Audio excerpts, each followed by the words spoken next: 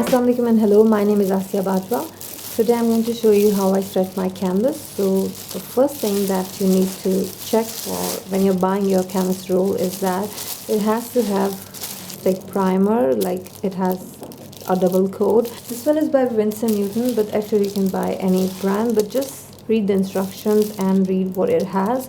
So this one is like really thick and it can hold whatever thick things or mediums you use on your canvas. So that's what I want, and it's 100% cotton, which is good, and it has a nice tooth, which means that it is going to hold your paint nicely, and also it will not allow your paint to penetrate through it, which is good too.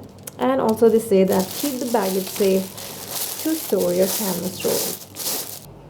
Once you take the roll out, take your frame and put it on that canvas sheet. It's good to put it on a table. I'm using my dining table for it. So what you do then is that you see how much canvas you need to fold on your frame. So this one is about 3 inches. So once you get the measurement, you know what to do. Like you have to mark it and then you have to cut. So keep in mind that it's very easy to cut it from the side that has no primer rather than cutting it from the side that has just a primer, because that will be very hard no matter how sharp your cutter is. What I do is I already cut a number of canvases. I cut one and then I use it as a stencil, and then I cut many. And what I do is I just label my canvas using a masking tape and a marker so that I know which canvas is to go on what frame. So once I do that is it comes the time to fix the wood. What is fixing the wood? I'll tell you in detail. What mostly happens is that wood has some harsh edges, like it's wood and it will change its shape a little. So I often tell my carpenter to use a sanding thing and to soften out the edges. But what happens is that I still need to check it, like before using before wrapping the canvas on it. I just like to use the sanding stuff just a little on the edges. Maybe not like this, but I'm just showing you a demo. There has to be no pointy edges, like you get the point. It will tear out your canvas, which we don't want. Like later when you will be painting or when somebody will be handling the canvas and the frame, they might tear it off because of the wood. That happened with me once, so I'm very careful and conscious about it. So just touch the canvas and see if there is anything harsh. Just get rid of it. You don't want it. Sand it a little and it will be nice and smooth. So the tapered side is going to touch your canvas more. That has to be handled more carefully, especially this top end. It's very pointy. And if there is still something that I feel that will become a problem in future, I simply cover it with a masking tape. To stretch your canvas, you need a good quality staple gun, like nice heavy duty kind of a staple gun. But I won't suggest you to have that electronic one that has a wire, and because that gives a huge dent in your wood, and it also becomes very hard to remove those pins once if you do a mistake, let's say, or if something happens, like you have to take out the pin. If somebody wants to remove your canvas from your wood, then maybe they'll find a hard time if you use a staple gun that is electronic. So I use a manual one. I have 2 of these because sometimes one is like malfunctioning, so you definitely need to have a spare one. And right now one is malfunctioning, so you use the other one. And you need lots and lots of pins, like storage of pins. And the second important tool is this, what do you call it, a plier, or it's very useful. Like without it I cannot stretch my canvas. But the problem is that if your frame is not too thick, if it's like very thin wood, this will not work. It needs a little space to, you know, have that angle to work. I'll show you in a minute what I mean by that when I stretch the canvas. These pliers have very harsh edge, so it is good to like cover it with something. I have covered it with a canvas sheet. All these tools are very inexpensive. All you have to do is never go to a stationery shop. Go to a hardware shop, like a nice one that has nice heavy duty stuff over there. You'll get a very good quality stuff there, and very inexpensive as well. What you need to do next is that place your frame in the middle of your canvas and make sure that it's in the middle, and then take a pencil, turn your canvas and mark all the sides, something like this. I just pull this a little bit and I staple the first one like so, and then I'll begin to use this plier and I just make it a little bit tighter from here. Yeah, that's good. Then you do the opposite side.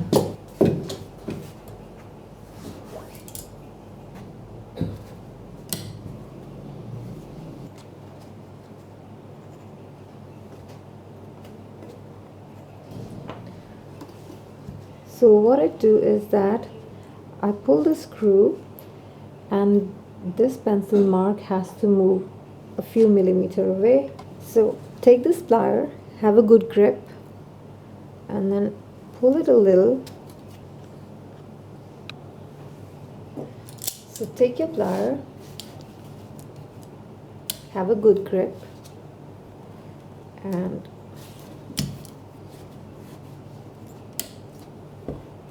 pull it just a little so that the mark goes somewhere over here, and staple it. So you see the mark has moved a little away from where it was before. It was on the edge and now it's like a little bit away from it. So we have to pull it that much. So that's the reason why I placed that pencil mark, because if you don't do that, you can pull a lot more than what is needed, which is bad. That can tear out your canvas later. Or if you pull it less, then that will not give you a good canvas, like nicely stretched, flexible canvas.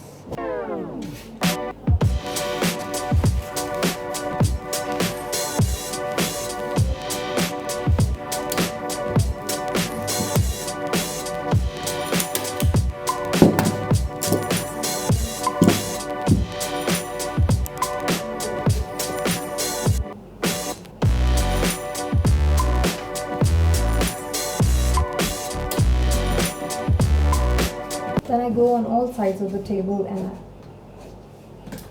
I stretch the canvas like this. So you have to do the alternative side. Do this first, then this, then that, then this, and then again this, this, that, and this. You have to go like that. So I just do it, and then I'll come back to show you how I do the corners.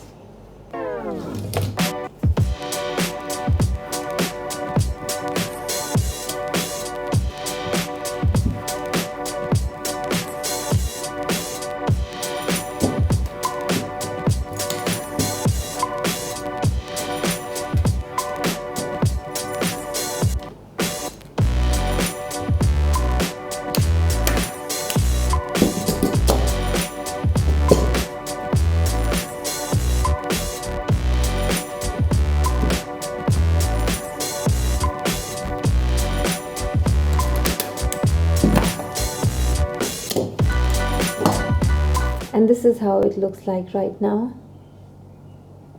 After doing all these sides, you have to leave some area on the corner so that we can set the corner nicely.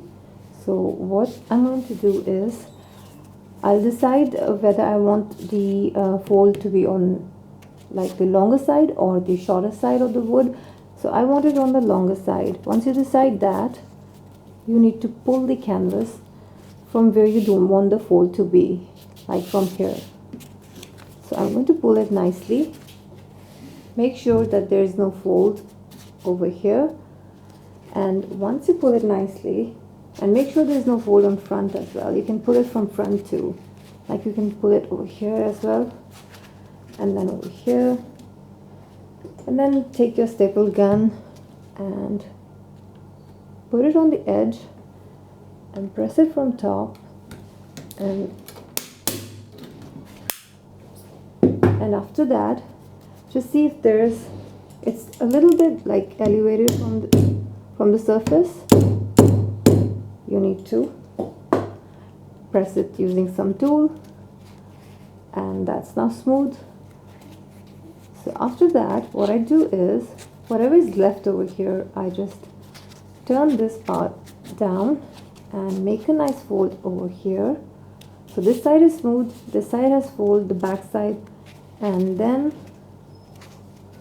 I make a nice fold on top. Like I want to bring it on the edge, and then I press it with my hand so that it's kind of ironed and the folds get marked, and press it nicely from all sides, from back and from top. After that, I just unfold it a little, and I have to pin these sides, and then I have to fold it back, and then I will be pinning this side. So it's very simple. I'll show you how to pin that. So on the shorter side where there's no fold, I'm going to use the plier to just pull it a little, and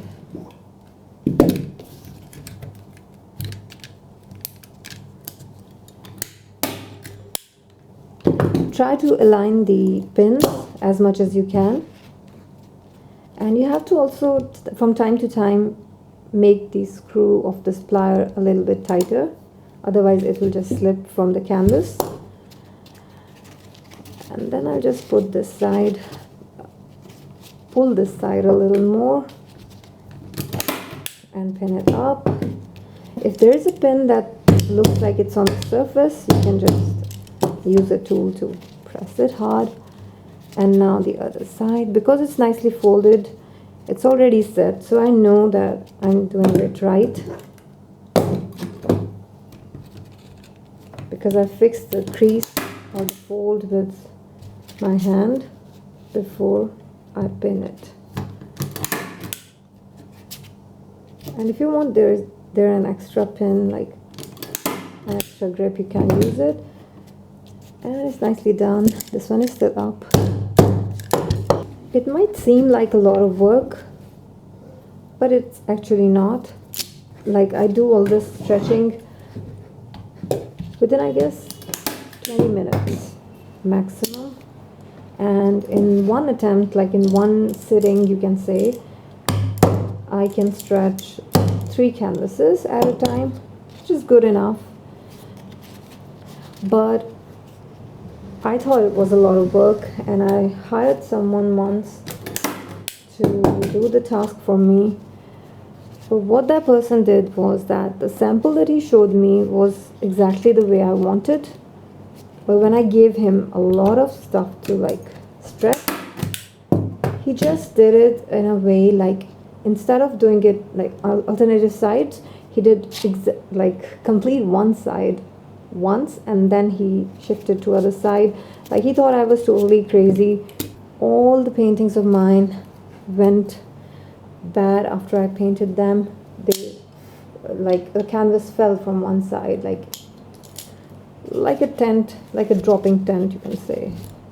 So there were waves in my canvas, in other words. I had to then take out all the pins and do this hard work by myself, and those pins were, it was very difficult to take out those pins, and it was a lot of hard work, and I decided to do it by myself instead of giving instructions, which is bad. You have to have the management skills so that you don't have to do everything by yourself. I do have management skills, but nobody can do this as perfect as I can, I guess, or as other artists can, like artists can by themselves. So that's why maybe I've seen every artist online doing this stretching stuff by themselves. So there must be a reason behind it. For me, the reason is that nobody does that the way I want it to be. So now that's ready, and I'll show you how it looks like. So this is my stretched canvas. This is how it looks like from backside, and this is how it looks like from front. And if you want to know how tight it is, it's pretty good. I don't do it too tight. You can pull it more than what I've done, but because I use a lot of water in my paints, it kind of shrinks a little bit, so I need some margin for that. I don't want it to rip off while I'm painting, so it's good. It's good for me. You can change it a little bit according to your own requirements, but that's how I do it. If you do like this, it should not, it should have some kind of elasticity, like it's coming back by itself. But if it is loose, it won't be like that much bouncy. It will go back a little bit, but when water touches it, it will definitely shrink a lot. And that is the main reason why you have to do less tightening from the edges, because if it becomes tighter and shrinks, the edges would definitely rip off. So that's it. So these are all the key things that I've learned through all these years, and I find it very easy to stretch my own canvases.